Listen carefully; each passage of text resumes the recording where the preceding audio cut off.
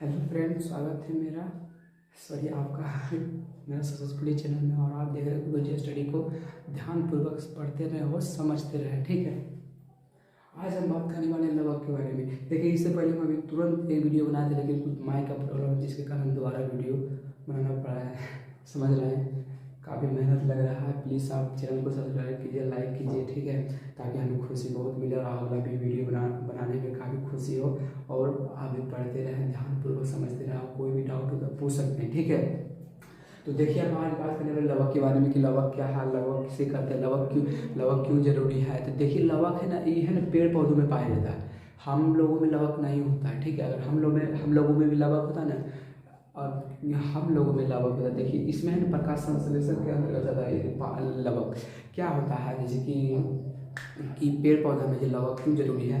देखिए, उसमें है प्रकाश संश्लेषण होता है, जो कि उसी के कारण वो खाना बनाता है, ठीक समझे। हम लोग तो दूसरे पर निर्भर करते हैं। क्या आपको लगता है कि हम पका खा लें तो हम भी खाना बना लें? बिल्कुल नहीं। ये खाना है ना, पेड़ पौधा बना के देता है। जैसे कि चावल आप बना नहीं ना बनाए, तो खाली पकाए और बस सिखा दिए खाना खाने, वो नहीं होता है। खाना बनाने तो पेड़ पौधा करता है, समझे। वो हम लोग तो किसी और पर निर्भर करते हैं। केवल पेड़ पौधा यानी कि वही है जो स्वपोषी है, खुद ही खाना बना सकता है।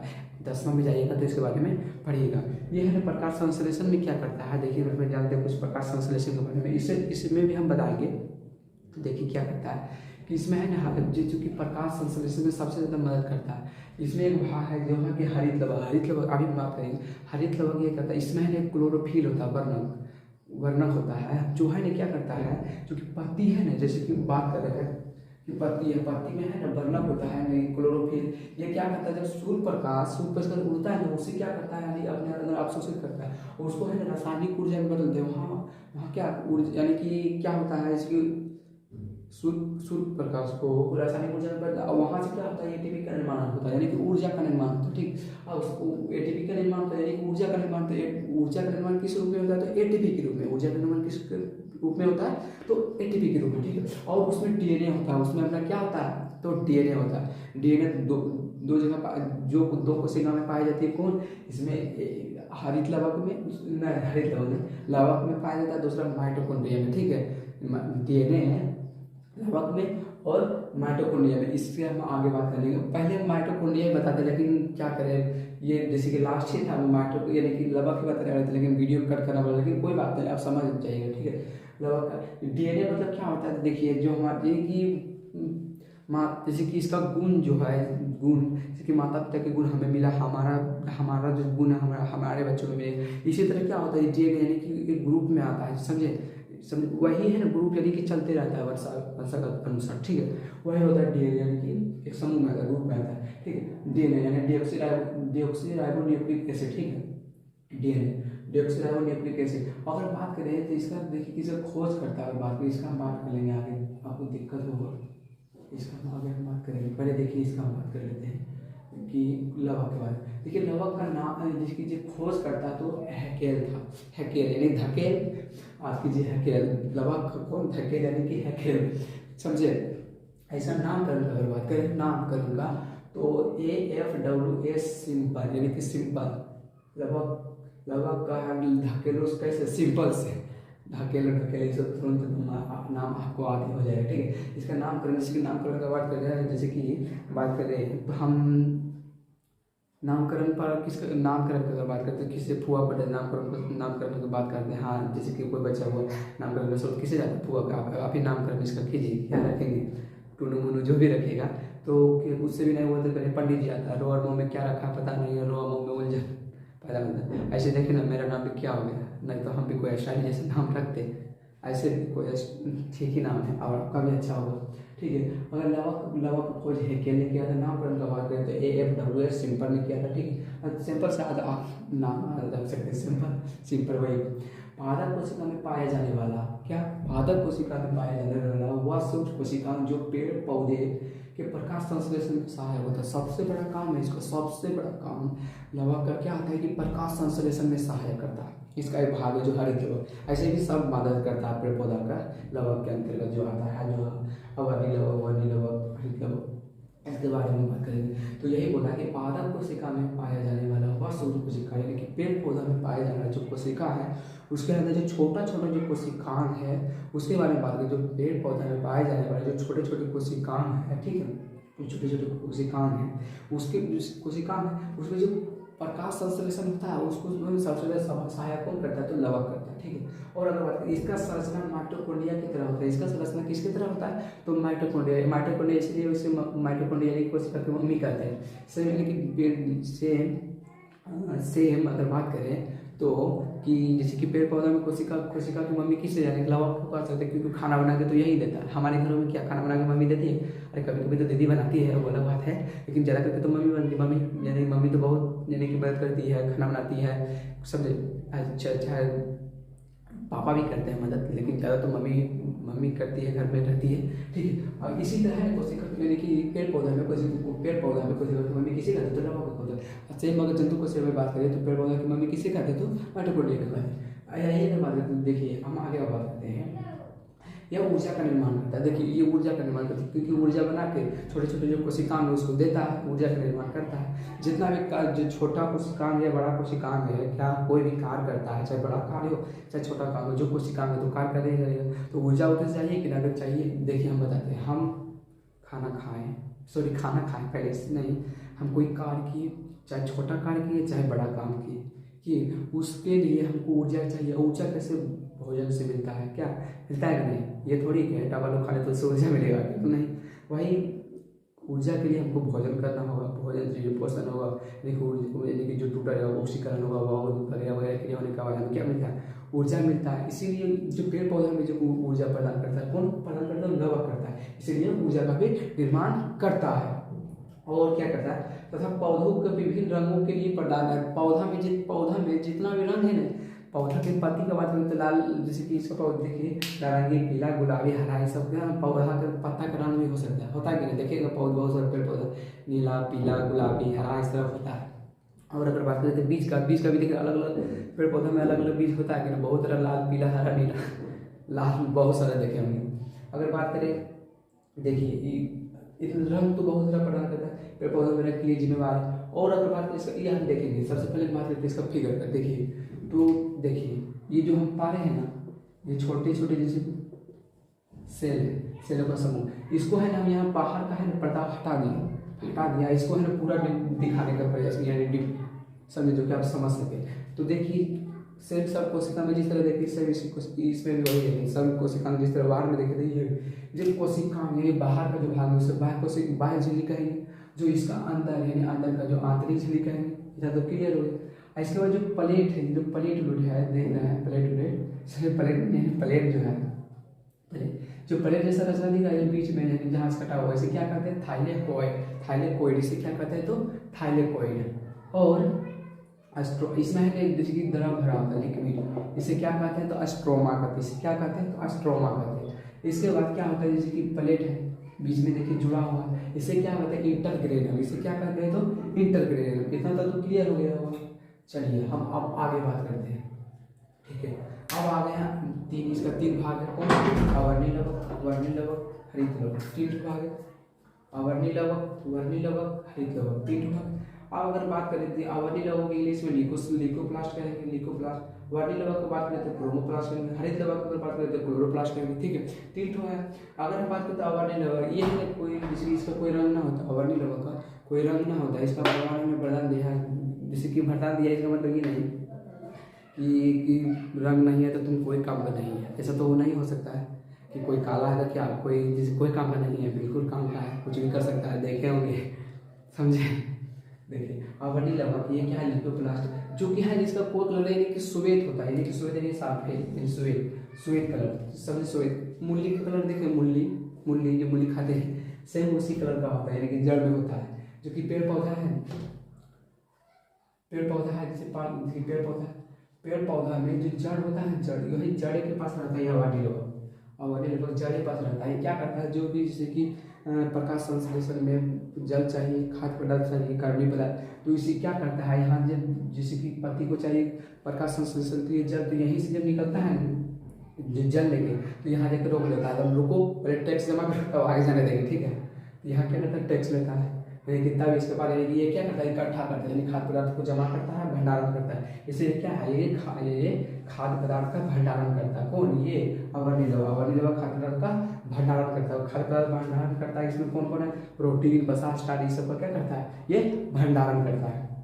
अवर्णी लवक इसमें कई रंग होता है, कई रंग, बहुत रंग हो सकता है, लाल, पीला, हरा, नीला, बहुत रंग। यानी कि फल फूल जो भी रंग होता है सब, फल फूल बीज पत्तियों में भी जो रंग प्रदान करता है वर्णी लवक प्रदान करता है, जो इंग्लिश में कहते हैं क्रोमोप्लास्ट। ठीक है, यही है ना, कई पत्ती में जो रंग प्रदान करता है ये वर्णी लवक प्रदान करता है। जो बीज या फूल या पत्ती जो फल जो रंग प्रदान करता है तो कौन प्रदान करता है, तो वर्णी लवक। इतना तो क्लियर हो। अब अगर बात करते हैं 3 नंबर में हरित लवक, यही सबसे इंपॉर्टेंट है, जो कि प्रकाश संश्लेषण में सबसे ज्यादा जरूरी है हरित लवक। हरित लवक में एक वर्णक पाया जाता है, वर्णक पाया जाता है जिसे हम कहते हैं क्लोरोफिल। वर्णक क्या करता है, जैसे कि पत्ती बनाते हैं, पहले हम पत्ती बना लेते हैं, ठीक है, पत्ती बना लेते हैं, ठीक है, तो पत्ती बना लेते हैं। इसमें क्या है, जैसे कि मान लीजिए कि कार्बन डाइऑक्साइड इसमें ले लिया, कार्बन डाइऑक्साइड ले लिया, इसमें कार्बन डाइऑक्साइड ले लिया, जल ले लिया, जल ले लिया, कार्बन डाइऑक्साइड लिया, सूर्य का प्रकाश ले लिया, यानी कि सन ले लिया, लाइट ले लिया, ठीक है। जैसे कि प्रकाश संश्लेषण में बात करें वो भी किसके, हरित लवक के अंदर। तो इसमें जैसे कि सन लिया, यानी कि सन ले लिया, सूर्य प्रकाश ले लिया वायुमंडल से, कार्बन डाइऑक्साइड वायुमंडल से, यानी कि सूर्य प्रकाश तो ले लिया सन से। इसके बाद क्या किया, जल जो है मिट्टी से ले लिया, जो कि अवर्णी लवक के सहारे वहां से लाए। इसके बाद क्या किया कि यहाँ है नहीं, जैसे कि उपस्थित रहता है क्या, क्लोरोफिल। अब बोलेंगे क्लोरोफिल क्या है, तो क्लोरोफिल हरित लवक के अंदर पाया जाता है। जो हरित लवक है, हरित लवक तो देखिए नारंगी, पीला, गुलाबी, हरा जो पत्ता होता है उसे भी तो क्लोरोफिल होता है। तो अगर पूछ दे कि पत्ती का हरा रंग किसके कारण होता है, तो किसके कारण बोलिएगा, बिल्कुल क्या, क्लोरोफिल के कारण। ठीक है, समझ आ गई, यही क्लोरोफिल के कारण पत्ती का रंग क्या होता है, हरा होता है। जो क्लोरोफिल यहाँ जो उपस्थित होता है, क्लोरोफिल ये क्या करता है, जैसे ही सनलाइट इस पर पड़ता है, सनलाइट पड़ता है तो रासायनिक ऊर्जा में बदलता है, यानी कि रासायनिक कार्य होने लगता है। रासायनिक ऊर्जा में ये क्या होता है, जैसे कि यहाँ कार्य होने, यानी कि इससे सनलाइट यहाँ गया, रासायनिक ऊर्जा में बदला, यहाँ से होने के बाद ये एटीपी का निर्माण करता है, ये ऊर्जा का निर्माण करता है। और ऊर्जा का निर्माण करने के बाद यही ऊर्जा यानी कि प्रकाश संश्लेषण में बनता है। और इसमें डीएनए होता है, क्या, डीएनए, जो कि वर्षा हुआ के अनुसार चलता है। जो डीएनए डीऑक्सीराइबोन्यूक्लिक एसिड, इसका फुल फॉर्म है डीऑक्सीराइबोन्यूक्लिक एसिड। और क्या होता है जो डीएनए से बोले, इसका छोड़िए, देखिए अगर बात करें डीएनए है तो डीएनए जैसे कि हमारा माता पिता का जो गुण हमें मिलता है, हमारा भी गुण, यानी कि हमारा बेटा मिलेगा उसका, इसी तरह क्या होता है वर्षा हुआ अनुसार चल जाता है। यह है जो डीएनए कोड में आता है, क्या कोड में आता है, समझे, हमारे अनुसार किसी और हमसे हमारे बेटे, हम उनसे बेटे, इसी तरह है चलते रहता है डीएनए, लेकिन कोड में चलते रहता है। अगर पूछ दे कि डीएनए क्या लवक में पाया जाता है, बिल्कुल पाया जाता है। जब माइटोकॉन्ड्रिया में डीएनए पाता है, अगर एटीपी ऊर्जा के रूप में क्या लवक में बनता है, तो बिल्कुल बनता है। डीएनए क्या बनता है लवक में, तो लवक में बनता है, बल्कि डीएनए होता है। चलिए इतना तो क्लियर हो गया होगा, आपको प्रॉब्लम नहीं होना चाहिए, क्या समझ में आ गया होगा। अब हम बात करते हैं एक ठोर है जो कि है माइटोकॉन्ड्रिया। ठीक है, एक ठोर है माइटोकॉन्ड्रिया।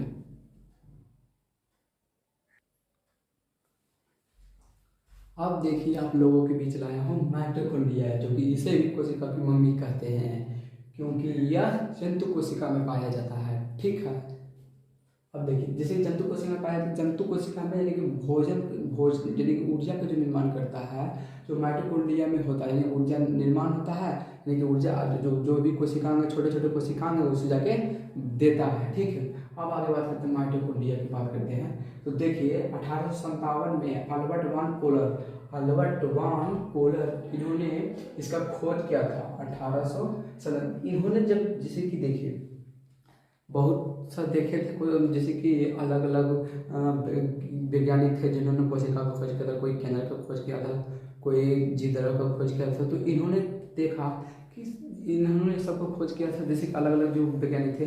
अब ये भी दिमाग लगाया कि जितना जितना कोशिकांग छोटा मोटा कि सबका जैसे कि कोई इसका खोज करता है, जैसे कि खोज किए कोई और जो काम है, जैसे कि जो भी छोटा छोटा कोशिकाएं है, क्या ये जो कार्य करती है, जो भी काम करती है कोशिका के अंदर, जो छोटा छोटा कोशिकाएं है जो कार्य करती है, जो काम करती है, कि इसके लिए भी तो कोई मम्मी होगी।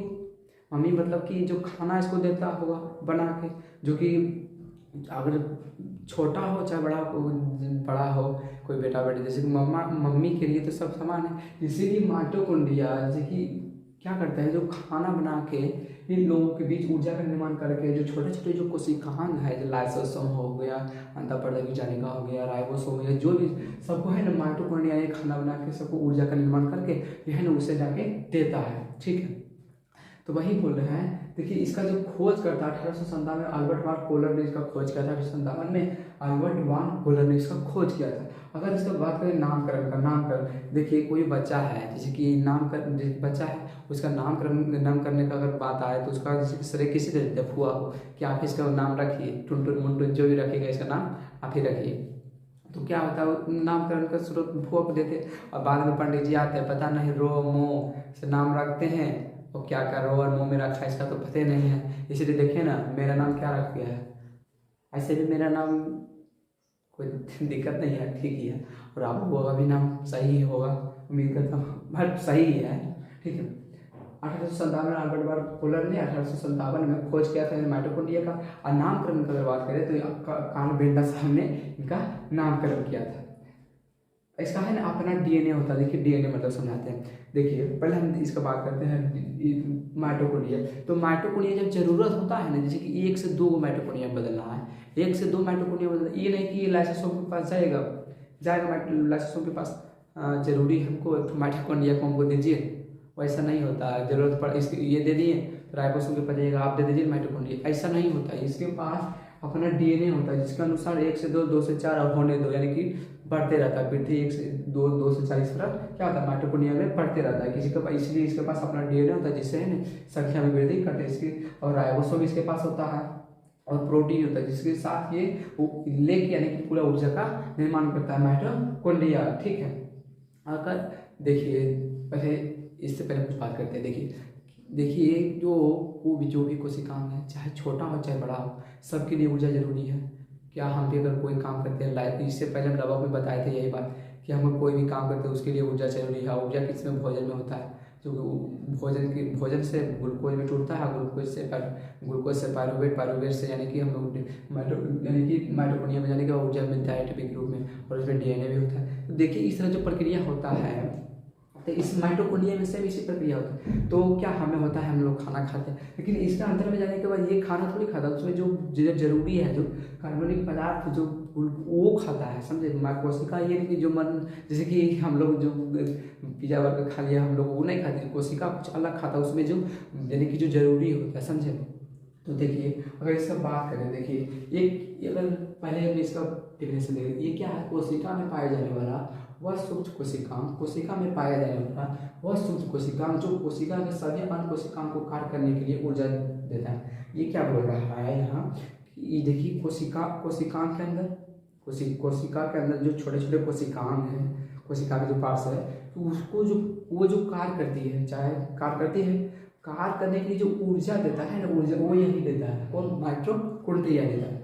माइटोकॉन्ड्रिया यानी कि कोई भी कार्य करेगा, माइटोकॉन्ड्रिया उसे क्या देगा, खाना देगा, ये ऊर्जा देता है, यानी ऊर्जा देता है। ये है जैसे कि धागे नुमा रचना में हो सकता है, अंडाकार भी हो सकता है, छड़ जैसा मुड़ा हुआ भी रचना हो सकता है। देखिए ऐसे आप बोलिएगा ये कैसे देखते, ये हम आपको जैसे कि बड़ा दिखाया ताकि आपको समझ आए, समझे। अगर इलेक्ट्रॉन माइक्रोस्कोप में देखें तो इससे भी 1.5 गुना दिख सकता है, समझे।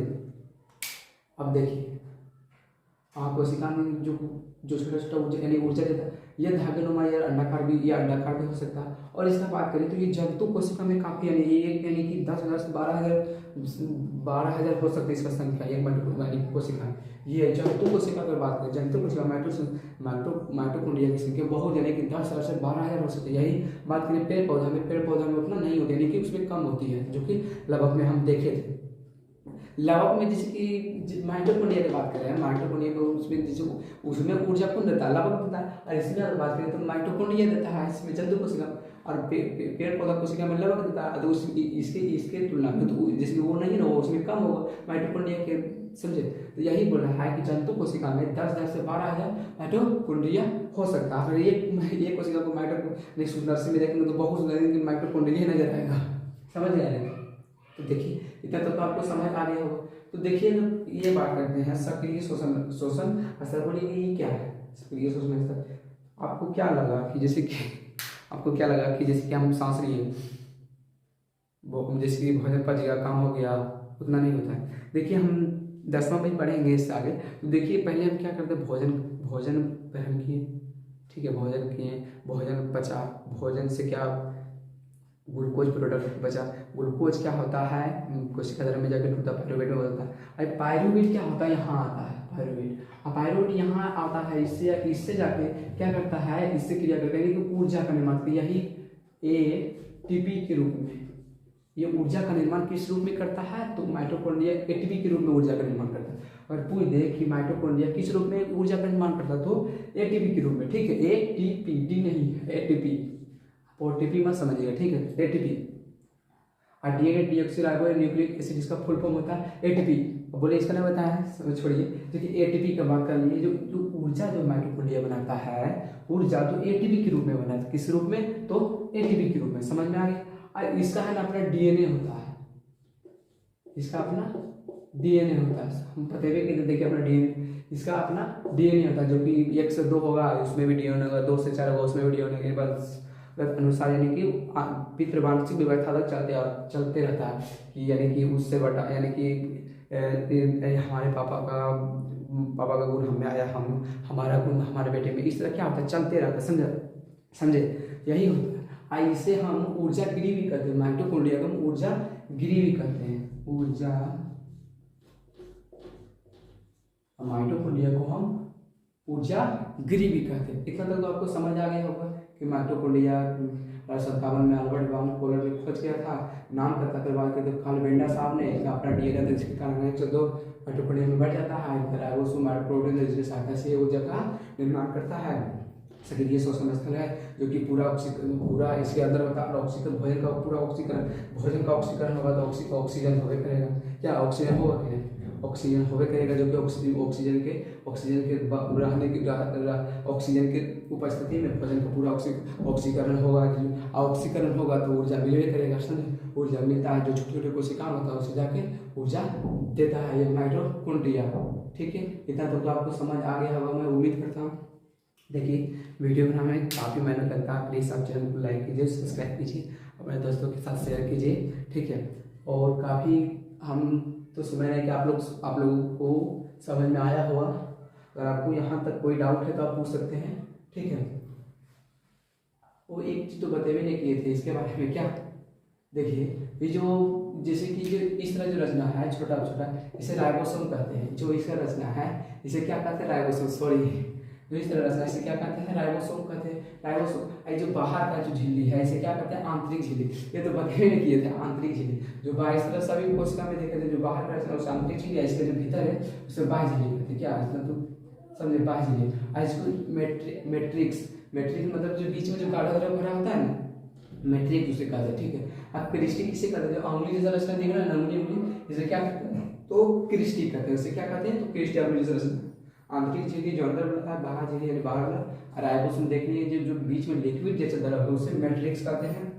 इसका जो निर्माण होता है ऊर्जा वो एटीपी के रूप में होता है। ऊर्जा का गिरी किस, यानी कि ऊर्जा का पूरा उत्पादन किस पर जाता है, तो माइटोकॉन्ड्रिया पर जाता है। दूसरा क्या, तो लवक पर जाता है, जो कि पेड़ पौधों में होता है। और डीएनए देखें, जो कि डीएनए माइटोकॉन्ड्रिया में होता है, जो कि 1 से 2 में विभाजन कर सकता है। तब तक लिए जय हिंद, जय भारत।